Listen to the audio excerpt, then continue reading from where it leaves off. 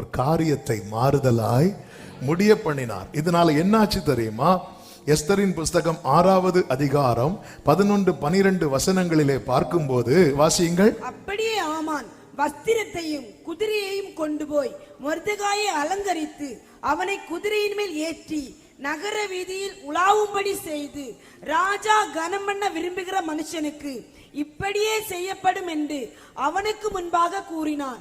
பின்பு மொர்தெகாய் ராஜாவின் அரமனை வாசலுக்கு திரும்பி வந்தான்.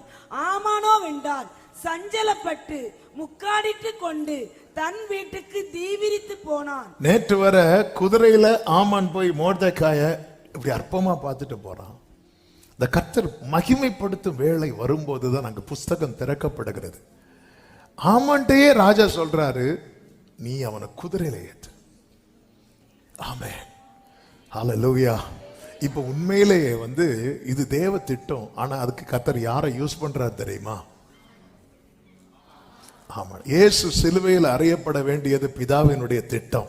யாரை யூஸ் பண்ணார் தெரியுமா? அவன் ஒரு கிஸ் பண்ணிட்டு ஓடிட்டான்.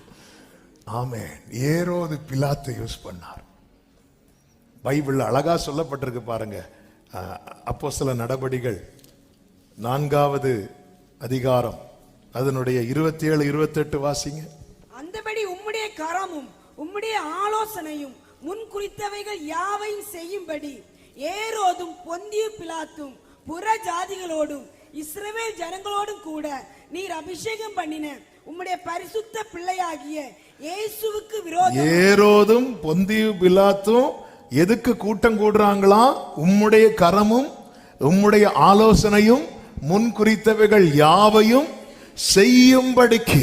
தேவனை ஆராதிக்கிற தேவ பிள்ளைங்க வாழ்க்கையில ஒரு கூட்டம் விரோதமா எழும்புதுன்னா அவங்க நினைக்கிறது நடப்பதற்கு அல்ல, அவர் நினைத்தது நடப்பதற்கு. அந்த வேளை வரும் வரை உன் காலம் ஈனப்படுத்தப்பட்ட காலம் போல் தான் இருக்கும். அந்த வேளை வந்தபோது வேதம் சொல்லுகிறது, மொர்தெகாய் குதிரை மேல பயணிக்கிறான். ஆமோனோ வென்றால் முக்காடிட்டு கொண்டு தீவிரமா வீட்டுக்கு போறான்.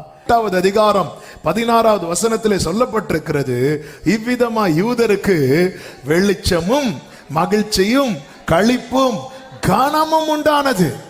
அன்று ஈனப்படுத்தப்பட்ட காலத்திலே அங்கே என்ன உண்டானது? மகா துக்கம், புலம்பல், உபவாசம். ஆனால் கர்த்தர் மகிமைப்படுத்தின போது என்ன உண்டானது? வெளிச்சம், மகிழ்ச்சி, களிப்பு, கனம் உண்டாயிற்று. எத்தனை பேர் நம்புறீங்க? என் வாழ்க்கையில இப்படி ஒரு மாறுதலை என் கர்த்தர் தர வல்லவராயிருக்கிறார்.